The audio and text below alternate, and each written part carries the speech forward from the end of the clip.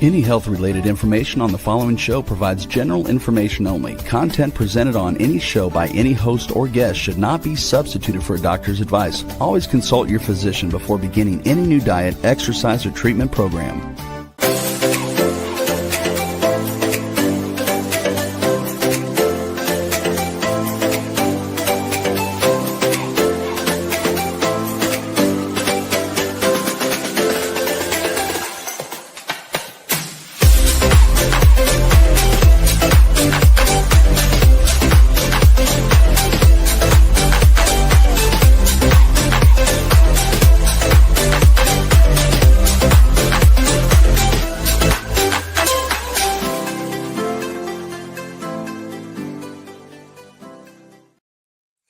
Hello, everyone, and welcome to the Inspired and Empowered Living TV show and podcast for a thriving life and business. And we are live on Thursdays at 5 p.m. Eastern on talk4tv.com, w4wn.com, and my YouTube channel. And today, we are going to be doing the top 10 self-sabotaging behaviors and what you can do. What are the quick fixes for those behaviors? And so, stay tuned. I'm your host, Nanci Deutsch, licensed clinical social worker, certified hypnotherapist, and intuitive business expert. I combine my counseling, coaching, and intuitive abilities to transform your life. And this show is not a replacement for therapy or counseling. It is for educational purposes only. And soon, and I will be unveiling, we are going to have the link for the checklist, but I will talk more about that very shortly. So stay tuned for the exciting information ahead. Okay, so as I said, we're going to be talking about the top 10 self-sabotaging patterns and what you can do. So the way that I'm going to work this is we are going to start from number 10 and work our way up to number 1. Now, the other thing that I want to bring up briefly before we go into the top 10 is last time, one of the behaviors that we were talking about is multitasking. Now, multitasking is normally, it's not something that you want to do. You want to be able to give someone your presence when you're talking to them in a conversation. However, if you have a job or position where you need to multitask and do several things at the same time, that is a totally different story and a totally different exception to what I am talking about. So I just really wanted to make that clear. And Misty says, do we all multitask at times? You know what, Misty? You're right. I think that in our society, I think that we all are multitasking at times, depending on what we're doing and what needs to be done and how we're doing it, and if we're on timelines, things like that. So yes, I think that many of us, or most of us, will do multitasking. When I'm talking about, I'm not talking about if it's part of your job, but I'm talking about in a personal conversation when you want to be connected, whether it's for business or in your life, your personal life, it's really important to be present. And that's when the multitasking when you need to be present, you need to stop the multitasking. But again, if it's for your job, then obviously you need to be doing that. So I just wanted to make that clear. And thank you, Misty, for bringing that up, that we all do it sometimes. Yes, I agree.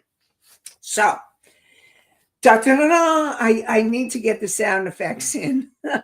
But all right, we are going to start with the top 10 behaviors. So the first one that we're talking about is number 10.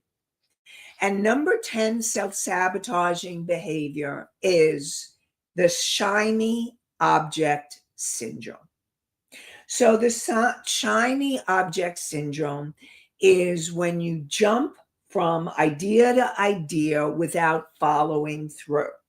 So what that looks like in your business is all of a sudden you have an idea and then you have another idea and then you have another idea and you're not following through to complete. In your personal life, what that looks like is let's say you have a hobby or you start something and you want to be creative, but then you don't finish that project, then you start the next project or the next project, or you start like you're organizing, and instead of organizing one thing, you go to the next thing, to the next thing. So all of that would be classified as the shiny object syndrome. Okay. So the quick fix for that is you want to choose one project. And if it's in your business, you want to choose one project per quarter. If it's in your home, you choose one project and finish it.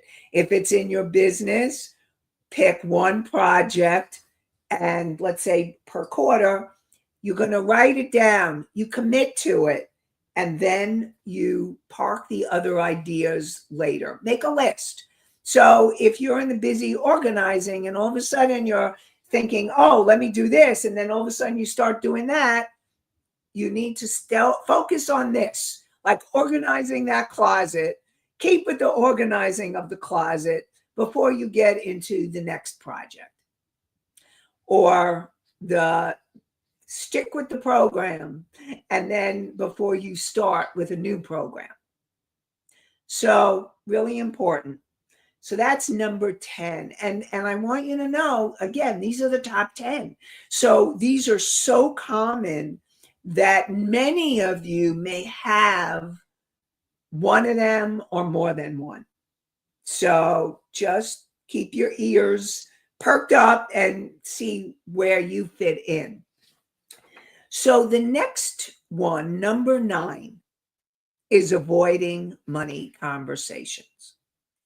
So if you're somebody who avoids money conversations, now if it shows up in your business, it's going to lead to problems in your business, like you're maybe not selling the way you need to sell, or you're not making an offer. At home, if you are uncomfortable about talking about your money or even dealing with your money at home, in your personal life, in your relationships, how many of you have money arguments with your spouse or partner or in your relationship? So avoiding those money conversations is in the top 10. And the quick fix is, for business, you want to reframe that selling is really offering your services. So you are offering your services, and instead of saying you're saying to yourself, I'm asking for money. So instead of saying I'm asking for money, think I'm offering transformation. And that in your business is what you need to focus on. In your personal life, if you are avoiding those conversations with the people in your life, when you avoid the conversations, it doesn't get better. And so what you could say to yourself is, as I choose to talk about money loves energy, money loves organization, money loves like attention.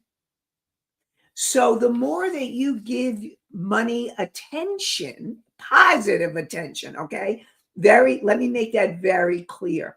The more you give positive attention to money, whether it's in your business or in your personal life or in your relationships, money will flow and follow. So instead of I'm avoiding the money conversation because of fear, say I choose to talk about the money so that I can open to more money or more abundance.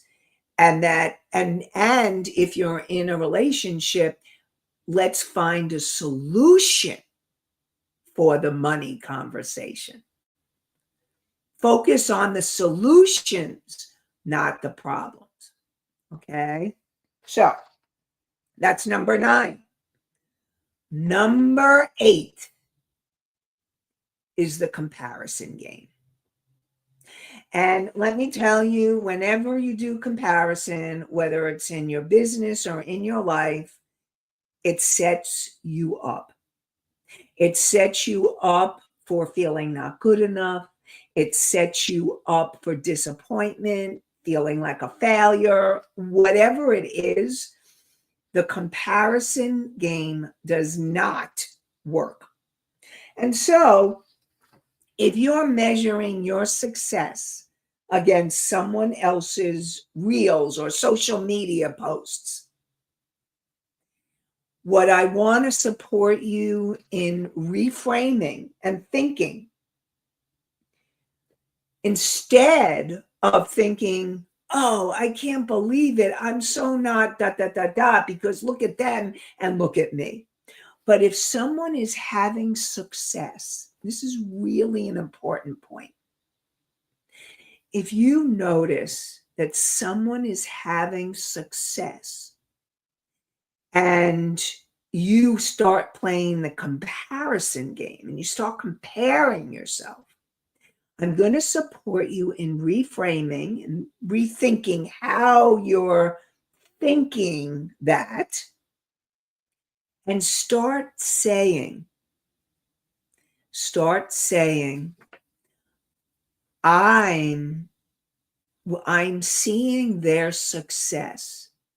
And if I see their success, let it be an inspiration for me that this is possible and that I can do it. So instead of comparing, you want to say, let me use this as inspiration for me that I can do it. So I really want to support you in that. Focus on that. All right. Next. So number 7, we're up to number 7. We're working our way through. And if any of you have any questions about any of these, let me know. Or if you have any questions are coming up in any way, please feel free to put it into the chat. So number 7 is if you find that you overwork yourself or are feeling burnt out, that's number 7. And that's number 7, self-sabotage. So if you're overworking and you feel burnt out, and there could be a hidden belief that you believe that your work comes if you keep doing, going, or performing, or trying to be the best or trying to be perfect so that you can prove your worth to people, to the people in your life, or to if you proving your worth at work, and or proving your worth in business to your clients, and so much so that you're not setting those boundaries. Boundaries and what I call that essential self-care is crucial in having a healthy life. And so I really, really want to support you in being able to take time out, to stop, and to schedule. This is really important. Start scheduling. Start scheduling your self-care. Like an appointment to yourself. I see your question. I'm going to finish this and then I'll get to you, Anastasia. Start scheduling your self-care. So if you are wanting to meditate, or if you are wanting to take a time out, or if you want to journal, or if you want to just be quiet with yourself, or if you need to get a massage or set an appointment or take a vacation, even a spa day, you need to schedule it. Set a time and schedule your self-care. Schedule time, even a nap, even rest. Whatever it is you need to do for your self-care so that you avoid burnout, because if you do not give that to yourself, you can be headed for burnout. So I really want to support you in finding and taking the time, and in your schedule. Whether you use an online calendar or whether you use an old time calendar, I like the old time. I'm still in the old time, like the paper, like to open my calendar and scheduling things in. So I just really want to support you in doing that for your self-care. I call it that essential self-care. Now, let's get to Anastasia's question. Anastasia says, does that apply to people who always work and don't take time to rest, relax, and recoup? Yes. So if you or someone you know is not taking time to rest and relax and recoup, that applies totally. It's definitely what I'm talking about. And so it's just really important that you take a day off. Give yourself a day off. Give yourself a few hours off. Give yourself time off. For me, what I do is I usually like to take Sundays, and sometimes I won't talk to anybody. I need to just chill out and take that day for me, where I'm just being quiet, I'm meditating or going out in nature or doing something. Now, if I have to work, because sometimes I work on Sundays, then I take the next day, I take Monday. I find the ways to schedule in that self-care, because I know, and I've been there, that if I keep on going and doing without any time off for rest and relaxation and recouping, and that includes play. All right. I really want you to also think about how can you schedule in play and fun. And that may mean like making time. I mean, I know this sounds really strange for an adult. Maybe you need to color. Get a coloring book, get crayons. Maybe you need to draw. Maybe you need to bead. Maybe you need to, I don't know, play some kind of game, solitaire game, or I don't know how many of you know about this game, used to be called IQ.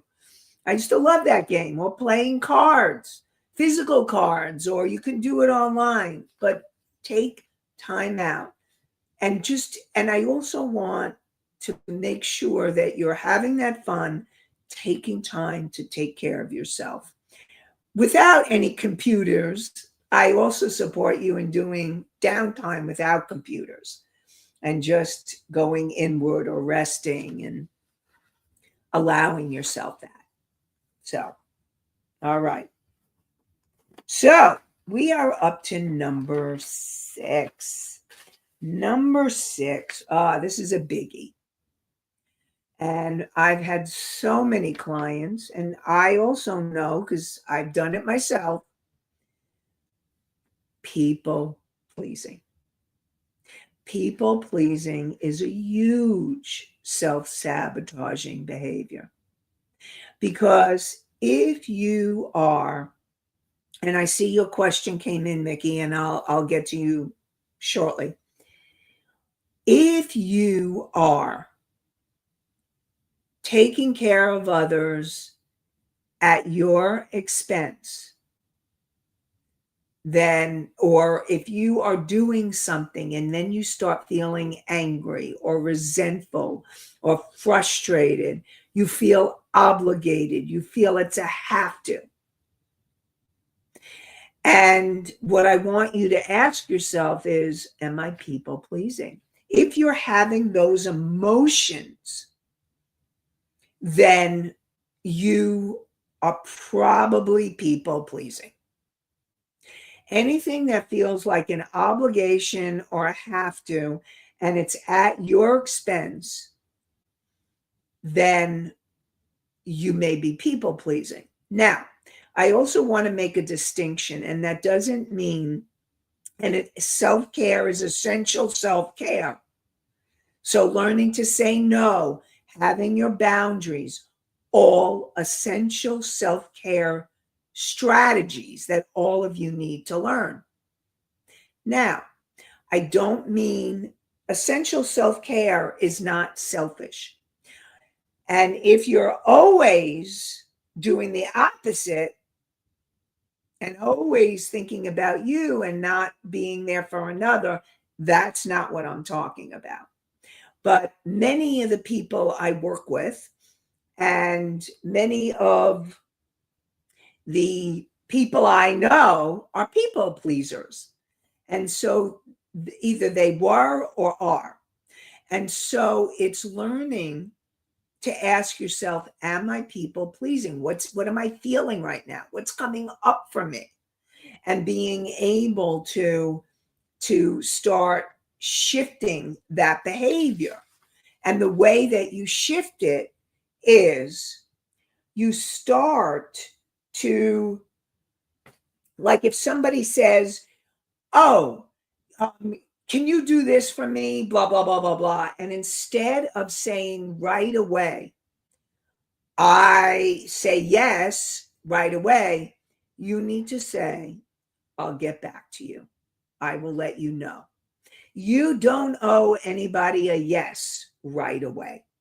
And you need to feel into it and allow yourself to tune in to see if this feels right to you. And it's learning to honor yourself. It's learning to love yourself. And it's learning to overcome all of those old beliefs and information that if you develop the people-pleasing habit, it's probably because when you were growing up, you needed to be a people pleaser to please your parents or your caretakers. And now it's learning to please yourself and take care of yourself and honor yourself. So that's what I really want to support you all in doing. And Mickey says, downtime for just yourself and downtime with family. You got it, Mickey. Exactly. That both of those downtimes are really important. It's important to take downtime for yourself. That's the essential self-care. And if for downtime for your family, taking time to be with your family. And I'm going to add another piece to that. If you're in a relationship, you want to take downtime for just the two of you. Because that taking downtime just as a couple is really important too. So we have downtime for self, downtime for family, and downtime for as a couple. So definitely all of that is important self-care, essential self-care. So thank you, Nikki, for first of all, I want to say thank you all for bringing in the questions and the comments. I really appreciate you. Very grateful to you. So I just really want to acknowledge all of you. Okay. So we are going to number 5. Number 5. Number 5 is the fear of success. The fear of success. So you would think, oh, yes, success. Oh, yes. But the fear of success is what will happen is when it's a self-sabotaging behavior, what happens is you will sabotage your success. And you will find ways to sabotage your success if you do not deal with that fear of success. And that could be fear of success around anything. It could be the fear of success in your business or making a certain amount of money. There's something called an upper limit with money.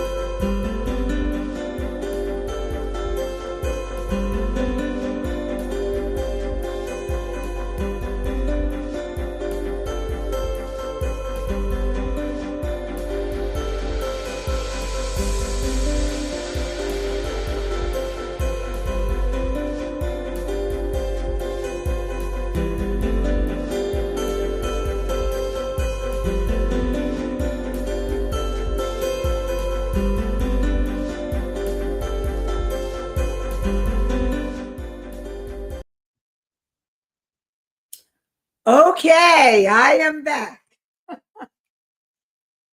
All right, that's what can happen when you're doing a live show. I don't know why the glitch happened, but I am back. So we were talking about the fear of success. So I see Misty has a question. Do people fear success or the change it may bring? It could be either one or both. So what happens is if you have a fear of success, you may end up fearing success because of fear that you'll end up, I mean, this is stuff that I've worked with people around, is fearing that they'll be alone, that there'll be nobody left. Or, and it doesn't mean it's true, but it's their fear. Or the change. And so people can also fear the change that success brings. So it could be the fear of just the change or the fear of the success, or both, that it's mixed in together.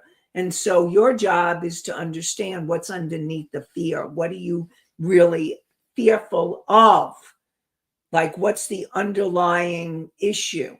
So the quick fix for that is visualizing your future self, like visualizing yourself already thriving, and remind yourself that you are going to learn to grow into the person that has that success. Now, again, I want to make very clear, I'm talking about the quick fixes that you can do, but underneath, eventually you want to go deeper into understanding what's underneath those fears, what's underneath that self-sabotaging behavior, because once you know, then you can transform it and change it. So, also important for you to know. Now, what I want to let you know is that we have the checklist. All right. So the ultimate self-sabotage checklist for life and business, how to go from stuck to thriving. And so you're going to have the checklist like you asked. For all of you listeners and viewers that asked for it, here it is. Rebel's going to put the link in the chat, and you can download and get the link. And it also talks about what you can do to transform those behaviors. So definitely you have the checklist, and then you have what the things you can start doing to transform the behaviors. So I invite you to download the checklist and be able and start really taking notice, because you can't change something if you're not aware of it. And having the checklist will help you to really start tuning in and being aware of the behavior. So I'm very excited that we have this checklist now. And I'm also really excited because it came from requests. I want to thank all of you for requesting it, so that I wanted to answer those requests. So thank you. I'm very grateful to all of you. So we're going back to the top 10. All right, top 10. And for those of you who are, I didn't announce it. Let me announce it. For those of you who are listening, and not seeing it, the link is www. It's the inspiredandempoweredliving.com. Inspiredandempoweredliving.com /checklist 2. So it's inspiredandempoweredliving.com /checklist 2. And you can download that, the name of the show.com /checklist. So I look forward to and supporting all of you to learn more about your self-sabotaging behaviors. All right, back to the top 10. So number four, self-sabotaging behavior. We talked about the fear of success. This is the fear of failure.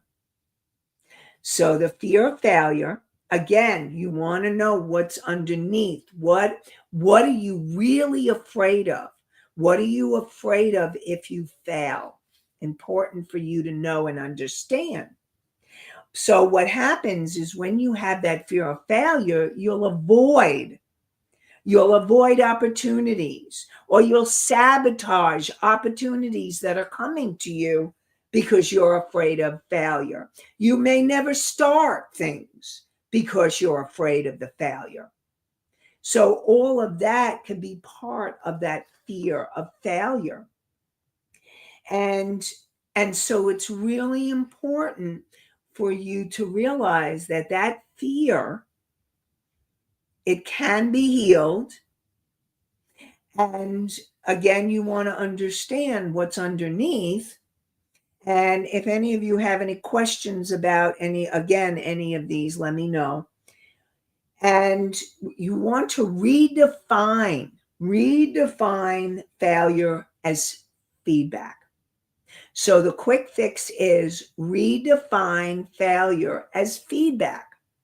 So ask yourself, what will I learn if I don't do this perfectly, or if this doesn't go perfectly?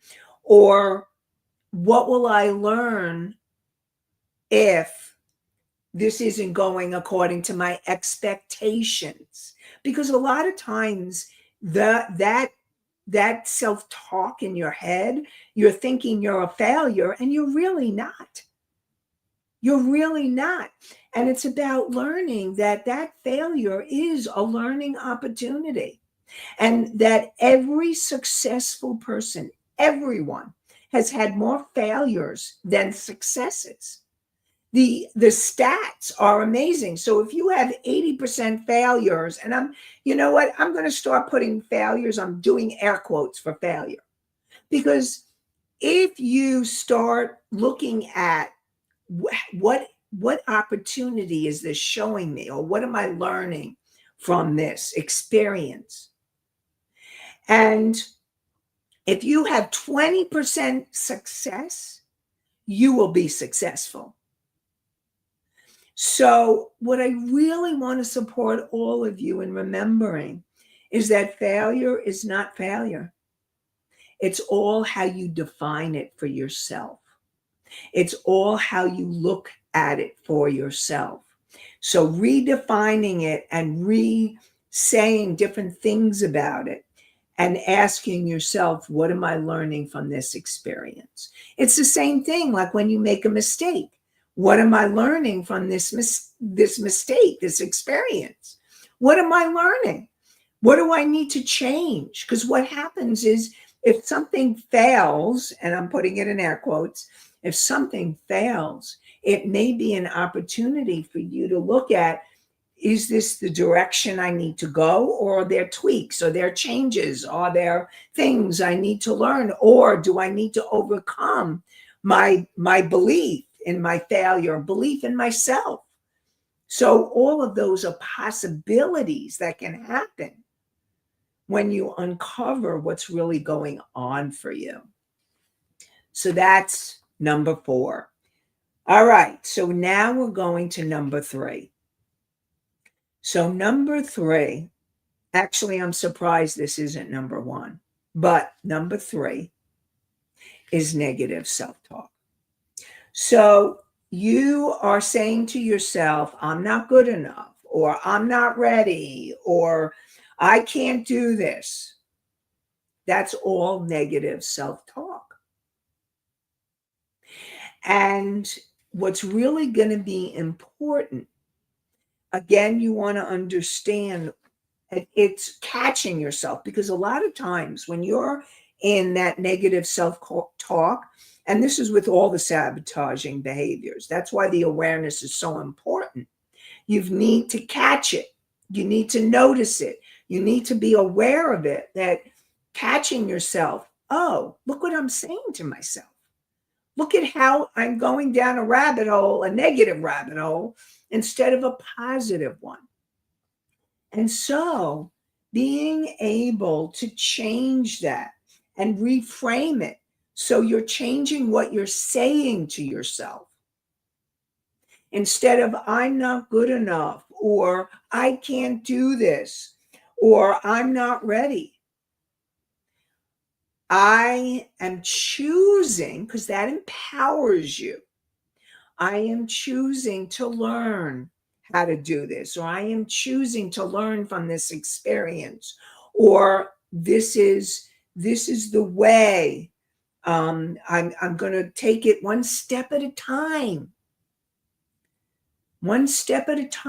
or from I can to I can do this. And maybe you need to learn skills, or maybe you need to learn new tools, or maybe you need to learn things, but it doesn't mean you can't. It means you can. And reframing I can't to I can. Reframing I'm not good enough to I can do this. I am good enough. I am good enough. That old phrase, I'm not good enough, is not true. It's not true for any of you. So I really want to support you in reframing it and saying, I am good enough. And I'm not ready, saying, I'm going to take it one step at a time, one baby step. Remember, we talked about baby steps a lot. One baby step at a time. So that's number 3. Number 2 is perfectionism. So if you're somebody that needs to get it perfectly, do it perfectly, or not, you don't start because it needs to be perfect. Your perfectionism is a self-sabotaging behavior, and it's getting in your way in your life and in your business. Because if you're seeing it one area, you're probably doing it throughout your whole life in most areas. And so the quick fix for perfectionism is you need to shift and create a new mantra. And the mantra is progress, not perfection. Progress, not perfection.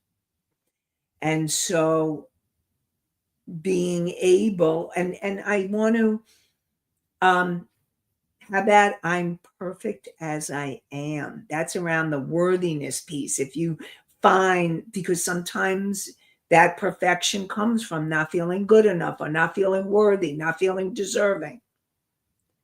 I am perfect as I am. How's that one? So that's what I want to support you in remembering. And now, all right, drum roll. Da, da, da, da, da, da. I'm not a great drum roll. We got to bring in those effects, Rebel. All right. So the number 1 self-sabotaging behavior is procrastination. So if you are a procrastinator, you are not alone. You are part of the majority. Self-sabotaging behavior. So you're putting something off, and you're procrastinating, and you're procrastinating, and you're procrastinating because you are, and here's the thing, it's understanding what's underneath the procrastination. What's going on for you that you are procrastinating? And I see Misty says it's the now noticing it happening at the time it's happening. Yes. And that's part of that self-awareness. And I'm hoping the self-sabotage list, the ultimate checklist, is going to help you to start having more awareness around those self-sabotaging behaviors, including procrastination. Because if you're dawdling, or you're doing something else like playing games or doing other self-sabotaging behavior because you're procrastinating and avoiding doing something that you really need to do, you're procrastinating. And so really important to become aware, Misty, that like you said, really important, thank you. It's becoming aware of the behavior, aware of when you are doing it, so that then you can take action and taking the action, and the quick fix is taking things. There's a 5-minute rule. Start with 5 minutes at a time. Or you can set your alarm for, let's say, 5 minutes or 10 minutes, but you don't want to overwhelm yourself. If you're really having a challenge starting something, start with 5 minutes. Or if you really want to be more ambitious and you start with 10 minutes or 15, break it down into segments. And that could be the quick fix. Now, again, it's understanding what's underneath the procrastination. Now, again, I want you to know a lot of times these are interwoven. Your procrastination could be because you have a fear of success, or your procrastination could be the fear of failure. Or it could be that you feel you have to get it perfect. So they're all interwoven, but top 10, number 1, procrastination. And so those are the top 10. And I really want to support all of you. Download the checklist. Download that checklist. Rebel, can you put it on the screen again? And that way, when you download the checklist, have it by your side, have it handy. Because after the checklist, I have exercises and prompts for you to do so that you can start changing those self-sabotaging behaviors around. So go to inspiredandempoweredliving.com/checklist2. inspiredandempoweredliving.com/checklist2. Now, we are going to continue Inspired and Empowered Living more next Thursday at 5 p.m.